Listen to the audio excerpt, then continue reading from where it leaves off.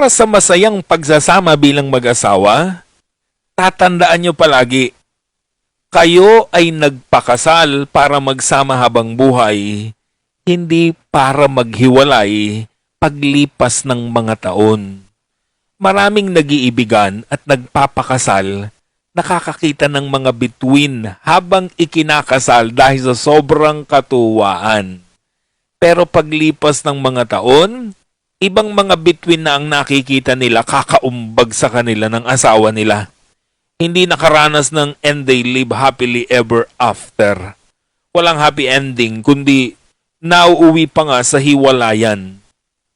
Kaya, tatandaan nyo palagi, tayo ay nagpapakasal hindi para maghiwalay, kundi para magsama sa hirap at ginhawa ng babae o lalaking pinili nating pakasalan.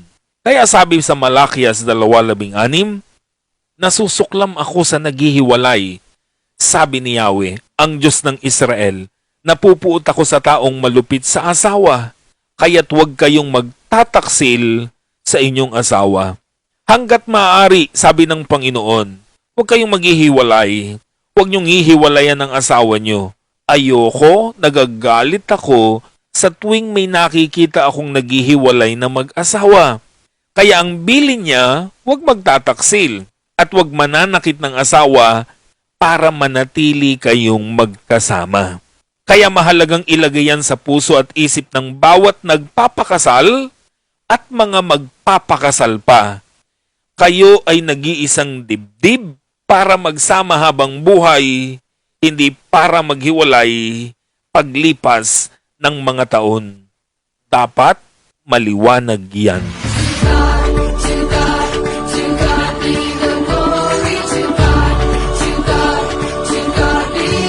Papuri po sa Panginoon sa ating pong mga pag-aawitan at sa ating pong tanging awit na napakinggan. Good morning po sa lahat ng kasama natin. Ayan, good morning din sa mga kasama natin sa online. Ano po? So, papuri po sa Panginoon. So, today is our church anniversary. So, happy 114th church anniversary po sa ating lahat. Pwede ba nating handugan ng malakas na palakpakan ang ating pong dakilang Diyos sa kanyang kabutihan sa bawat isa po sa atin. Ayan, thank you po. Dahil napakabuti ng Diyos sa bawat isa sa atin. Sa kabila ng mga problema, sa kabila ng mga pandemya, ay never tayong pinabayaan, never tayong iniwan ng ating pong Panginoon. So, karapat dapat natin siyang parangalan at papurihan sa ating pong pagdiriwang ng anniversary ngayon. Pero syempre, iba yung celebration natin. Wala tayong party-party. So, bagamat meron tayong spiritual food na pagsasalu-saluhan. May nakita nga akong isang church, nag-church anniversary din sila. Pag-uwi nila ng bahay, kanya-kanya silang celebration sa bahay. Doon sila hindi kasi pwede sa gatherings, so live streaming lang din sila. So sa bahay sila mga naghanda. So maganda rin yung ganon. So today, wala tayong physical food, pero meron tayong spiritual food na pagsasaluhan. So sa oras po na ito, yan ang mas masarap na pagkain na pwedeng pagsaluhan natin today. Meron akong question. Bakit kaya maraming churches hindi nagiging successful? Meron pa nga nagsasara eh. Diba? Meron tayong nakikitang ganyan. Ba't kaya maraming churches hindi nagsasucceed? Diba? Minsan merong ganito.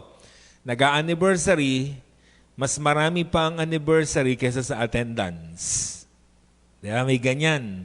Bawa, nag-35th anniversary, ang attendance 15.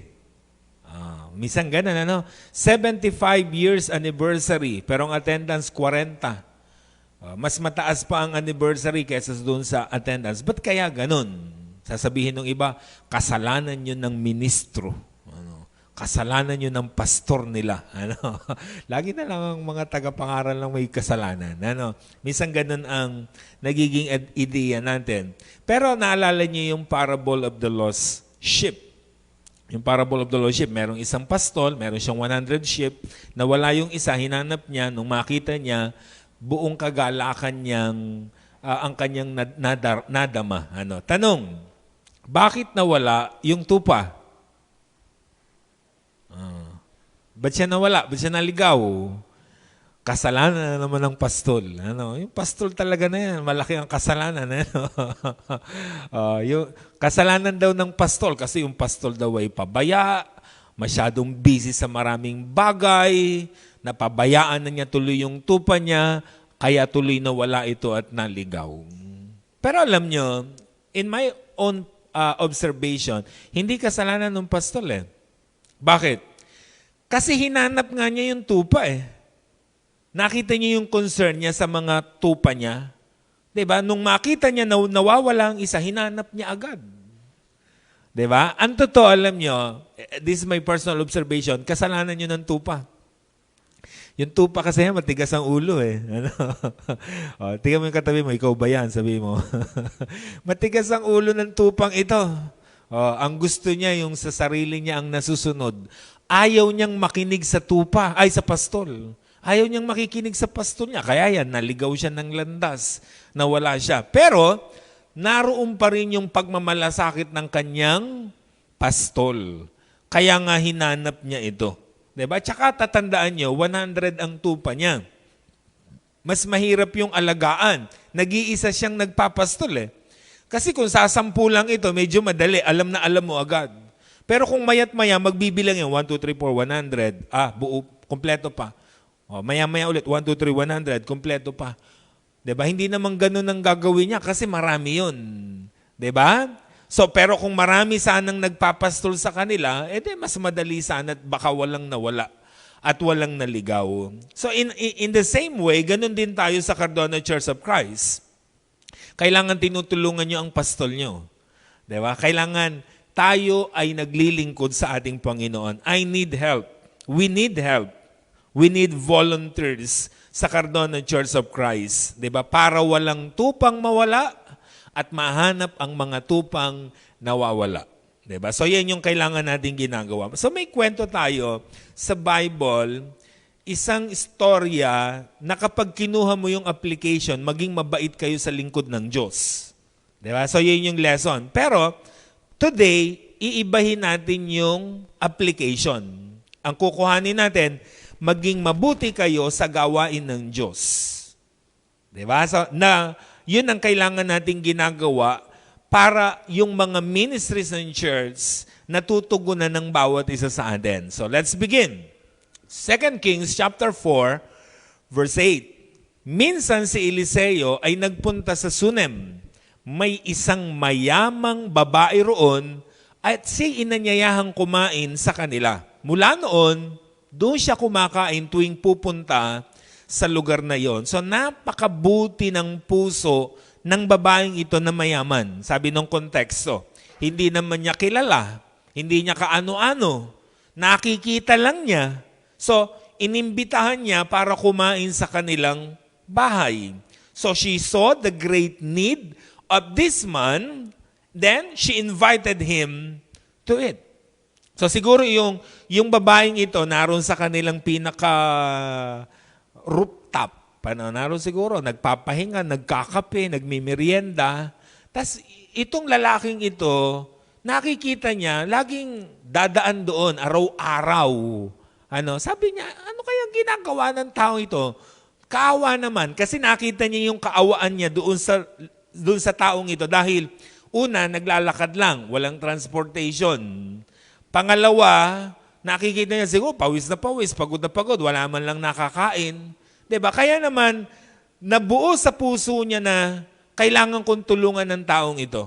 Kasi may ginagawa siya, diba, na kung saan nagpapahirap para sa kanya. So ngayon, anong ginawa niya? She invited him to eat. And take note, not just for that day, kundi every day. Sabi niya doon sa prophet siguro, basta po kayo dumaan dito, bukas po ang aking bahay, tumuloy lang po kayo. Diba? So siguro yung propeta ay, hindi naman niya kilalang propeta yun ha. Yung taong ito siguro nagpupunta ng almusal, tanghalian, hapunan. Yan ang kanyang ginagawa. Kasi wala naman siyang pagkain. Wala naman mga fast food noon. So every time na may ginagawa itong taong ito, dun sa Sunem, ang kanyang headquarters, yung bahay ng babaeng ito, to eat. So yan yung nangyari sa kanya. Tuloy natin, verse 9 and 10. Sinabi ng babae sa kanyang asawa, natitiyak kong lingkod ng Diyos ang taong ito. Bakit di natin siya ipagpagawa ng isang silid para matuluyan niya tuwing pupunta rito? Bigyan natin siya ng higaan, mesa, upuan at ilaw. So sabi ng babae sa kanyang asawa, darling, may kutob ako. Sabi niya, nararamdaman ko Sabi niya, yang taong pinakakain natin, lingkod yan ng Diyos. Diba? Naramdaman niya, may kutob siya. So she discerned that this man is a man of God. Kahit wala sa itsura ni Eliseo.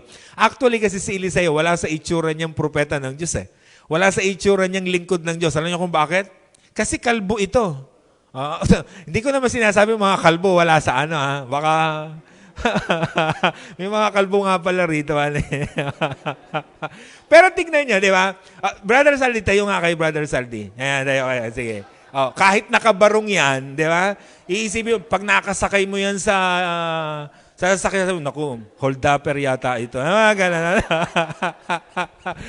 Alam niyo, wala naman sa itsura yan Di ba? Wala sa itsura yan. Si Propeta Eliseo, wala sa itsura niya, ang lingkod siya ng Diyos. Bakit natin sinabi?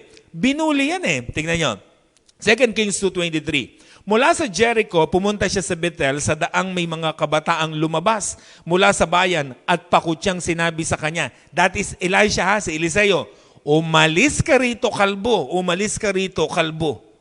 Yan ang kanyang sinabi. So they bullied the prophet of God. Diba? Buti sana kung sinabi, umalis ka dito, pogi. Umalis ka rito, pogi. Hindi ganon. Kasi wala nga sa itsura ni Eliseo na kung sa titignan mo siya, igagalang mo siya o irespeto dahil sa kanyang physical appearance. Wala yun. Hindi ganun ang itsura niya. Pero bakit nahalata, na-discern, kinutuban ang babaeng ito na ito'y propeta ng Diyos? Hindi dahil sa kanyang physical appearance, kundi siguro the way siyang nakikitungo, the way siyang nagsasalita, yung way ng kanyang mga ginagawa. Sabi niya, kakaiba to Siguro kapag kakain siya, nagrarasal kain ka na rito. Bago siya kumain, nagpe-pray muna. Sabi siguro nung man of God ito Kakaiba ito. Diba? So, yun yung napansin niya. So, na-discern niya na ito ay man of God. So, anong nangyari? In-upgrade niya yung kanyang ginagawa. Diba? Kanina pinakakain lang niya, pero ngayon ay gusto na niyang patirahin sa bahay niya. So kinausap niya ang kanyang asawa, sabi niya, ipagtayo natin siya ng kwarto, dito na siya titigil kasi man of God yan Diba? Kailangan niya ng support, kailangan niya ng tulong. So tayo ay able na tulungan siya, bakit hindi natin siya gawan ng kabutihan? Pakainin na natin siya, bigyan pa natin siya ng magandang titirahan. So she provided food and a comfortable lodging for this stranger. And take note, mga kapatid, ang laman ng kwartong itatayo nila ay Sabi niya, lagyan natin ng higaan. Para saan? Para makapagpahinga yung propeta. Lagyan natin ng mesa. Diba? Para kapag gusto niyang magbasa, lagyan natin ng ilaw. Lagyan natin ng upuan. Napansin niyo mga kapatid? Doon sa nakalagay pa lang sa kwarto, alam mo na kung anong klaseng tao ang matutulog o titira. Di ba? Ganun ang ibig sabihin tingnan yung katabi nyo. Sa tingin nyo, kung yan ang igagawa ng kwarto, anong laman ng kwarto? Tingnan nyo. Sa tingin nyo. Anong laman kaya ng kwarto? Yung iba sabi, refrigerator po. Malakas kumain ito. Ano pa? Wi-Fi. Naku, malabong. Dapat laging may Wi-Fi ang kwarto. Pang social media. Ano pa? TV. Siguro, mahilig manood ito ng mga movies. Ano pa? Manok. Baka manok ang laman ng na kwarto. O, ano pa? Baka alak. O, I don't know. Pero tingin ko naman sa inyo, mababait kayo. Okay. So she provided food and a comfortable lodging for this stranger. Tuloy natin. Nang magbalik si Eliseo, doon siya na nagpahinga sa silid na inihanda sa kanya. Tinawag niya ang katulong niyang si Gehazi, tawagin mo nga ang babaeng Sunamita, wika niya. Sumunod naman ang inutusan at di nagtagal, ang babae nasa harap na ni Eliseo. Sinabi niya sa kanyang katulong, sabihin mong pinasasalamatan natin ang pagpapagawa niya ng tuluyan nating ito. Itanong mo tuloy kung anong maitutulong natin sa kanya bilang ganti sa kaabalahan niya sa atin. Baka may ibig siyang ipasabi sa hari o sa pinuno ng hukbo. Wala kayong dapat alalahanin. Nasisiyahan na po kami sa mga pamumuhay rito sa piling ng aming mga kababayan. Sagot ng babae. Pagkaalis ng babae, tinanong ni Eliseo si Gehazi, ano kaya ang may tutulong natin sa kanya? Sumagot si Gehazi, wala po siyang anak at matanda na ang asawa. Tawagin mo uli, utos ni Eliseo. Nagbalik ang babae, tumayo sa may pintuan, sinabi sa kanya ni Eliseo, 1 taon mula ngayon, ikaw ay magkakaanak. Sinabi ng babae, mahal na lingkod ng Diyos, huwag naman ninyo akong paasahin sa wala. Ngunit dumating ang araw at naglihi ang Sunamita at tulad ng sinabi ni Eliseo, nanganak siya ng isang lalaki makalipas ang halos 1 taon mula nang sabihin ito sa kanya. So napakagandang kwento, di po ba? Sinuklian ng langit ang kabutihan ng babaeng ito. Di ba? Sinuklian ng langit ang kanyang kabutihan. Because of her kindness to the man of God, she received kindness from God. Di ba? So yun ang nangyari sa kanyang buhay. So sabi ni Elias sa kanyang katulong, pakitawag mo nga yung babae, yung tumutulong sa atin. So tinawag, akyat naman yung babae. Alam mo, napakabait mo sa amin, sabi niya. Sa iyong kaabalahan sa amin, pinakakain mo kami, pinagtayo mo pa kami ng isang kwarto, sabi niya, ano ba pwede naming isukli sa'yo? So sabi niya, pwede kitang ipakiusap sa hari, baka meron kang gustong hilingin, kayang-kaya kitang irekomenda sa hari. Kaya kitang irekomenda sa pinuno ng mga hukbo, baka may kaaway ka. Diba? Yung mga pinuno ng hukbo, sila nang bahala. Sabi naman ng babae, wala po kayong aalalahanin sa akin. Kami po'y payapa at masayang namumuhay sa aming lugar. Okay lang po kami, sabi ng babae. So, hindi siya naghahanap ng kapalit sa kanyang ginagawang kabutihan. So, bumaba na ang babae, pero itong propeta ng Diyos, hindi mapakali. Sabi niya, dapat natin siyang magantihan Mabait kasi itong babaeng ito Gantihan natin siya. Sabi niya doon sa kanyang katulong si Gehazi, sabi niya, ano kaya ang pwede nating itulong sa kanya? Sabi nung kanyang katulong, alam nyo, boss, ako'y nagmasid-masid pero parang wala silang anak. Chismoso yata kasi itong kanyang katulong niya. Sabi niya, nakita ko parang wala silang anak. Matanda na sila. Sabi ni Eliseo, okay. Tawagin mo ulit yung babae. Tinawag yung babae, naroon sa may pintuan. Sabi ni propeta, okay, nalaman kong wala kang anak, sabi niya, eto na lang ang ibibigay namin sa'yo. Next year, may anak ka ng lalaki. Sabi naman ng babae, wag na po. Wag niyo akong paasahin sa wala. Kasi mahabang panahon, nag-antay siya ng anak, pero wala rin naman. So sabi niya, wag na po. Sabi naman ni Eliseo, basta ibibigay yan. Pagkatapos ano nangyari? Siya'y naglihi, and after 1 year, siya'y nanganak. Diba? So ayon sa sinabi sa kanya ng propeta, diba, siya ay nagkaanak pagkalipas ng 1 taon. Diba? Yun yung nangyari sa buhay ng babaeng ito. Di po ba? So siya ay pinagpala ng ating pong Panginoon. So the Lord bless her dahil naging blessing siya sa lingkod ng Diyos at sa gawain ng Diyos. That is the story. So anong lesson nito ngayon sa buhay natin? Sa Cardona Church of Christ na nagse-celebrate ng anniversary. So ano ang lesson nito sa atin lalo na sa panahon ngayon? 'Di ba? Ano ang pwede nating matutunan sa paglilingkod na dapat ginagawa natin sa iglesyang ating kinabibilangan? Number 1, this woman has the initiative to serve. Meron siyang initiative. Meron siyang kusa. 'Di ba? Hindi siya kinailangan ng paringgan. 'Di ba? No one asked her to do what she did. Ginawa niya 'yon sa sarili niyang kagustuhan. Kusa. Yan ang kanyang ginawa. Hindi naman nagparinig yung propeta. Nagparinig ba yung prophet? Habang siya'y dumadaan? Sabi mo habang dumadaan doon sa malaking bahay, sabi niya, napakahirap naman ang ministry ko. 'Di ba? Wala akong makain man lang. 'Di ba? Pagod na pagod ako. Lakad dito, lakad doon. 'Di ba? Sana naman may magpakain sa akin. Ganun ba ang ginawa ng propeta? No. Walang parinig. 'Di ba? Ang sabi lang ng verse, yung propeta doon siya nagdadaan araw-araw. Daan dito, uwi, daan. Kaya lang siya napansin ng babae. Hindi siya nagparinig. That's the problem minsan sa buhay natin bilang mga Kristiyano. Kailangan pa nating magparinig. 'Di ba? Kailangan pa nating magparinig bago ka ibili. Bago ka bigyan. Di ba? Minsan kahit sa mga anak, di ba? Paparinig pa yan eh. Parang sira na ang cellphone ko. Ganyan ano. Yung nanay naman, bingi. Minsan ganun, ano. Parinig pa tayo eh. Dapat nararamdaman yan. Merong tawag tayong malakas na pakiramdam kung anong pangangailangan. Alam niyo mga kapatid, yun ang kabibiliban natin dun sa babae. Ang lakas ng pakiramdam niya.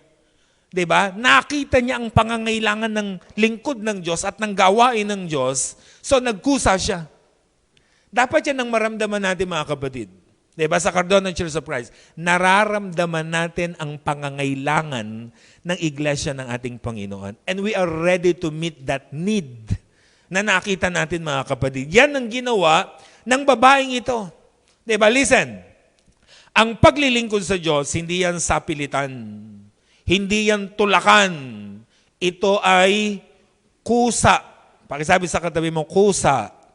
Ayan. Kusa ang paglilingkod. Tandaan nyo, it is voluntarily. Diba? Ibino-volunteer natin ang sarili natin. Kusa itong bumubukal sa puso natin dahil nakikita natin ang pangangailangan. We are sensitive to the need of the church na kinabibilangan natin. Sana ganun din tayo. Alam mo, kung bakit maraming church na hindi nagiging successful? Sagutin ko yung question ko kanina. Bakit maraming church hindi nagiging successful? Kasi maraming member ng church walang kusa. Maraming member ng church apathetic. Alam mo ibig sabihin apathetic? Mga walang pakiramdam. Pagod na ang pastol nila, di man lang tinutulungan. Ganun ano? Di ba? Minsan pagod na yung iba, wala lang, dead ma lang. 'Di ba? Kahit nga minsan nag-iisip ako harangan ng halimbawa mesa yung yung daanan. Maniwala kayo walang magtatanggal nun. Baka may maliit lang na dadaanan na gano'n, walang magtatanggal yan. Minsan gano'n nagiging problem. Kailangan tayo ay merong malakas na pakiramdam sa pangangailangan ng iglesyang ating kinabibilangan. Number 2, this woman influenced others to serve. Napakagaling niyang mang-impluensya ng iba. Alam mo, kailangan natin yan sa church, mga influencer. Kailangan natin yan Yung magaling mag-impluensya ng iba na maglingkod para sa Panginoon. Kailangan natin yan. Diba yung mga taong ang gagaling nilang manghikayat na, uy, sama ka na sa aming ministry, uy, sama ka sa paglilingkod, uy, sama ka sa gawain. Diba? Kailangan natin yan. Yung mga magagaling mang-impluensya. This woman influenced her husband, to serve. Inimpluensyahan niya ang kanyang asawa para maglingkod. Sabi niya sa kanyang asawa, pwede ka bang gumawa ng kwarto para sa man of God? Kasi hindi niya kayang gawin yun Ang kayang gawin lang nung babaeng ito, magluto, magpakain, at mag-istima. Yan lang ang kaya niyang gawin sa propeta ng Diyos. Pero yung magtatayo siya ng kwarto para sa propeta ng Diyos, hindi niya kaya yun. Pero kaya yun ng kanyang asawa. So anong ginawa niya? Kinausap ang asawa niya. Sabi niya, darling, pwede ka ba? Pwede ka bang magtayo ng kwarto dyan sa ating tagiliran? At ang yung propeta ng Diyos merong matulugan. O anong ginawa nung asawa niya? sunod agad. Under siguro to, yan eh. Hindi. Hindi naman. So, pinaggawa agad ng kwarto. Di ba? Kasi na-impluwensyahan siya ng kanyang asawa to do ministry. Lesson. Kaya nyo bang impluwensyahan ng asawa nyo? Di ba? To serve. Kaya nyo bang impluwensyahan ng mga anak nyo? Kaya nyo bang impluwensyahan ang mga magulang nyo, mga kapatid nyo, to do ministry? Diba? Kailangan natin niya mga kapatid. Ini-impluwensyahan natin sila. Dahil mahirap at malungkot ang maglingkod na mag-isa. Kailangan natin ng makakasama. At ang sarap kapag buong pamilya, sama-sama kayong naglilingkod sa Panginoon. Si Jesus nga tumawag ng 12 eh. Diba? Kasi kailangan niya ng kasama. Kailangan niya ng makakasama para sa mga gawaing paglilingkod para sa ating pong Panginoon. Number 3, this woman level up her service. Ni-level up niya ang paglilingkod niya. Kanina, pinakakain lang niya yung propeta ng Diyos. Oy, kain po kayo rito. Oy, kain po kayo rito. Kain, kain, kain, kain. Yun lang ang kanyang ginagawa. Pero nung nakahalata siyang ito'y lingkod ng Diyos, anong ginawa niya? Pinagtayo niya ng kwarto. Napakalaking improvement, level up ng kanyang paglilingkod para sa lingkod ng Diyos at sa mga gawain ng Diyos.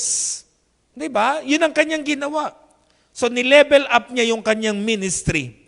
Sabi nga ng isang slogan, ng isang cellphone brand, yung OnePlus. OnePlus ito eh. Sabi niya, never settle. Alam niyo ang ibig sabihin nito? Kung bakit ganyan ang kanyang promotion? Pag naglabas sila ng bagong cellphone, sasabihin niya, never settle. Ano ibig niya sabihin? Magpalit ka na. Kailangan mo mag-upgrade. Mas maganda ito kesa dyan sa una mong cellphone. So, i-upgrade mo na ang cellphone mo. Next month, may bagong lalabas ulit. Ano sasabihin niya ulit? Never settle. I-level up mo ulit ang cellphone mo. Ikaw naman, sunod ka naman ng sunod. Diba? I-upgrade ka ng upgrade. O, yan ang gagawin. Next month, meron na naman sasabihin, never settle. I-apply natin yan, hindi sa cellphone. I-apply natin yan sa paglilingkod sa Panginoon. Never settle. Diba? I-upgrade natin palagi ang ating mga paglilingkod para sa ating Panginoon. Dahil sa paglilingkod sa Diyos, hindi pwede ang pwede na.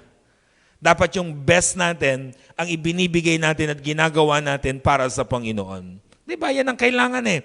Pansinin niyo mga kapatid, yung kwartong ibinigay niya nga doon sa propeta eh, hindi basta-basta eh. Kung sa panahon natin, ang tawag diyang completos recados. Diba? Meron ng higaan, may table, may upuan, may ilaw. Kompleto yun. Siyempre, kung sa panahon natin yan, iba na. O, sa panahon natin, anong klaseng kwarto yan? Pag ibinigay nung mayaman sa propeta ng Diyos, siyempre, meron yan TV, 50 inches. Diba? Surround, ano pa? Diba? Parang movie theater pa. Ano pa? Meron niyang aircon, meron niyang refrigerator. Diba? Tapos binigyan pa yan siguro ng service. Diba? Dahil pabiyahe-biyahe ang lingkod ng Diyos. Yan ang ginawa niya sa propetang ito. So, nilevel up niya ang kanyang ministry. Dapat ganun tayo pag naglilingkod sa Panginoon. Never settle. I-upgrade natin lagi ang ating paglilingkod. Next, number 4. This woman used what she had to serve. Ang ginamit niya kung anong meron siya at kaya niyang gawin. She offered her wealth, her food, her house to the man of God who worked for God. Dahil yun ang kaya niyang gawin. Bakit? Kasi mayaman siya. Diba? So yun ang kaya niyang ibigay. Hindi niya ginawa ang hindi niya kayang gawin. Take note mga kapatid. Hindi niya kayang gawin ang ginagawa ng propeta. Hindi niya kayang gawin yung araw-araw, lakad doon, punta rito, punta ron, kung anong ministry ginagawa ng prophet. Hindi niya kayang gawin yun. Diba? Ano mang ginagawa ng prophet, hindi kayang gawin ng babae. Pero anong kayang gawin ng babae? Kaya niyang pakainin yung propeta ng Diyos at kaya niyang patirahin sa bahay niya yung propeta ng Diyos. Kaya niyang ibigay ang food and lodging doon sa prophet of God. Yun ang kaya niyang gawin.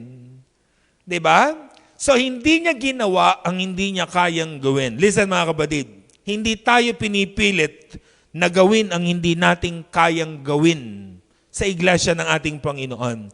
Gawin mo lang ang kaya mong gawin. Pero listen, huwag kang papayag na wala kang ginagawa. Diba? So yun yung kailangan natin maintindihan. Gawin ninyo ang kaya nyong gawin, pero huwag kayong papayag na wala kayong ginagawa. Kasi minsan yan ang problema, payag tayong walang ginagawa. Kailangan meron tayong ginagawa sa iglesia ng Panginoon. Number 5, this woman had no hidden agenda in doing service. Wala siyang hidden agenda. Sabi nung propeta, ano bang pwede namin isukli sa yung kaabalahan sa amin? Anong sagot ng babae? Huwag niyo po akong intindihin. Masaya at payapa po kaming namubuhay dito. Diba? Huwag niyo akong intindihin. Walang anuman ang aking ginagawang tulong sa inyo. Diba? So yun yung sinasabi nung babae. Kasi wala siyang hidden agenda. Kasi ang tao, usually ganito ang problem sa atin, di ba? Pag tayo may ibinibigay, grabe tayong maghanap ng sukli agad eh.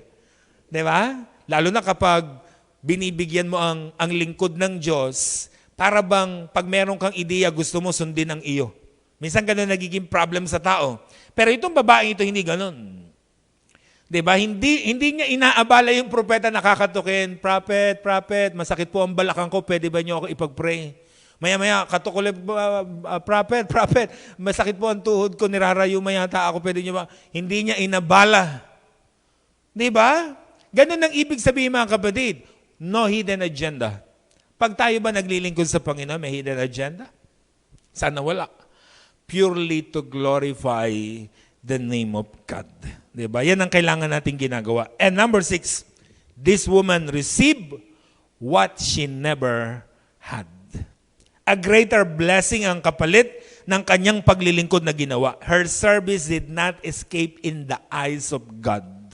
Nakita ng Diyos ang kanyang ginawa, sinuklian ng langit ang kanyang ginawa. Hindi pwede na may ginagawa tayo sa Diyos, sa gawain ng Diyos, sa lingkod ng Diyos, na hindi tayo susuklian ng langit. Never. Hindi papayag ang Diyos ng ganun. Diba? Dahil tayo po ay laging susuklian ng ating pong Panginoon. Biruin nyo, yung babaeng ito, ang ibinigay niya, food and lodging. Anong kapalit at isinukli sa kanya ng langit? Baby. A greater blessing, diba, na na-receive niya galing po sa ating pong Panginoon. In other words, ganito yung mga kapatid, when you commit to serve God, He will provide all your needs. Basta nag-commit tayo sa Panginoon, mga kapatid, diba? Itinalaga natin ang sarili natin, ang oras natin, to serve Him in many ways. Diba? Sa iba't ibang kaparaanan, the Lord will provide our needs. Marami tayong kakulangan sa buhay. Marami tayong wala sa buhay natin. Diba? Pero pwede at kayang ibigayan ng Diyos kung itatalaga natin ang sarili natin sa paglilingkod natin sa Kanya. Yung propeta ng Diyos, si Eliseo, anong wala siya? Wala siyang makain. Wala siyang matirhan. Pero tanong, ginutom ba siya ng Diyos? Never. Bakit? Dahil inuuna niya ang gawain sa Diyos. Diba? Yan ang kanyang ginawa. So never siyang pinagkulang. Yung babaeng Sunamita, in this context, diba? Wala siyang anak, pero nagkaanak siya. Bakit? Dahil inuna niya ang gawain ng Panginoon. Listen, basta inuna mo si Lord sa buhay mo, inuuna niyo ang paglilingkod sa Panginoon, yung wala tayo, ibibigay niya sa atin. Naniniwala ba kayo? Do you believe na anything na wala tayo, ibibigay ng Diyos basta inuna natin? I-apply na lang natin. Diba? Yun ang importante eh.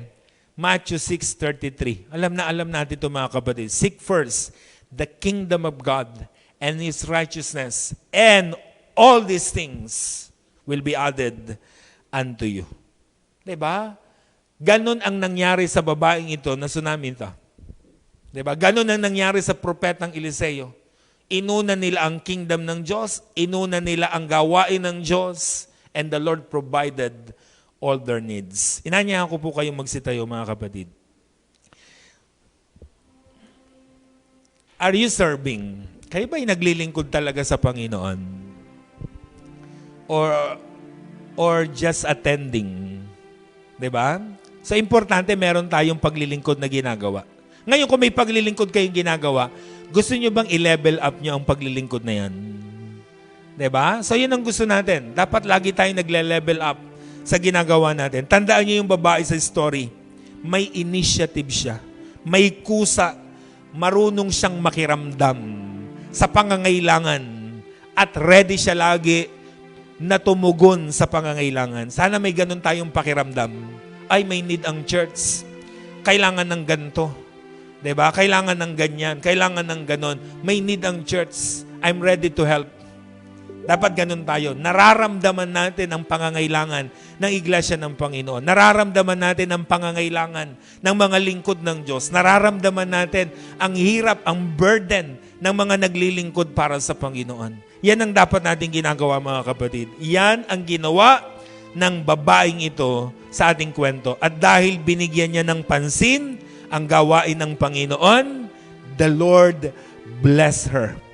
Because when you do God's work, when you prioritize God's kingdom, He will provide all your needs. Tandaan natin mga kapatid. Kaya sa araw po na ito, mga kapatid, anyayahan ko po kayo, yung mga gusto pong mag-volunteer, to work with us sa mga ministries na bubuuin natin at patuloy na binubuo. Ano po?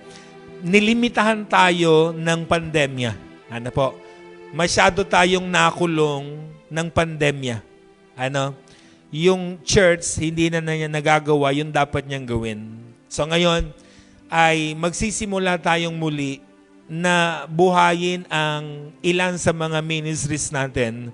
Siyempre, sa ibang kaparaanan, sa new normal. Ano, siyempre, iba yung way before, iba ang way natin today. Diba? In this situation. Pero hindi ibig sabihin, titigil na tayo. Diba? Sa mga paglilingkod para sa Panginoon. Diba? So kung nararamdaman nyo na able ako, available ako, and willing ako na gumawa ng ganyang paglilingkod, ready po ako. Lalapit kayo sa harapan.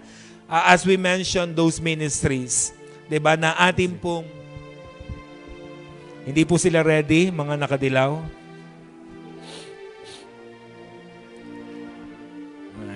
Dito na po kayo sa harap. Ulitin ko, hindi po sila ready.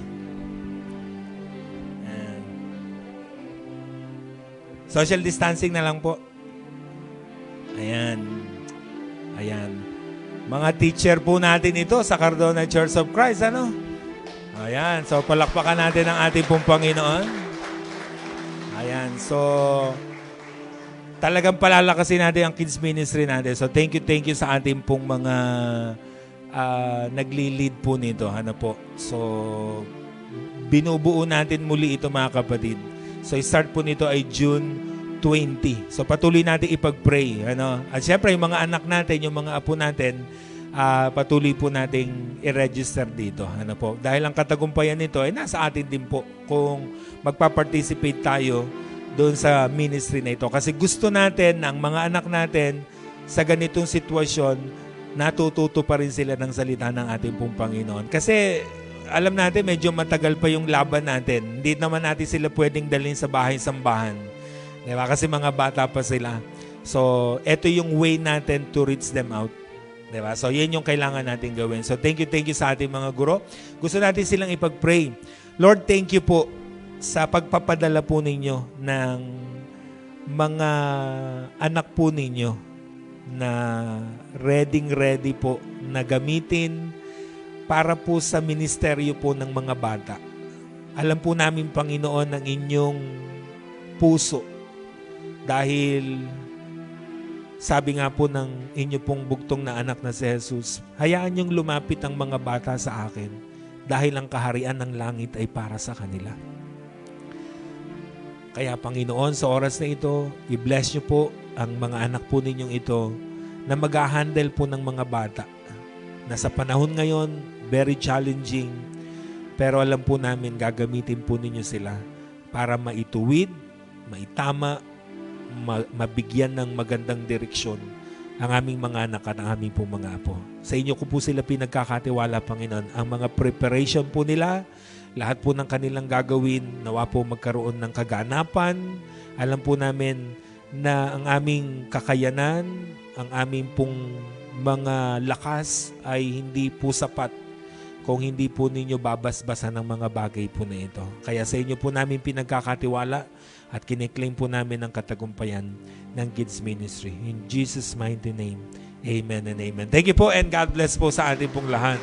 Ayan, thank you po. Pagpalain po kayo ng Panginoon. Oh, naiwan ka riyan. Hindi ka ba kasali? Ayan. Sorry, kala ko kasali ka.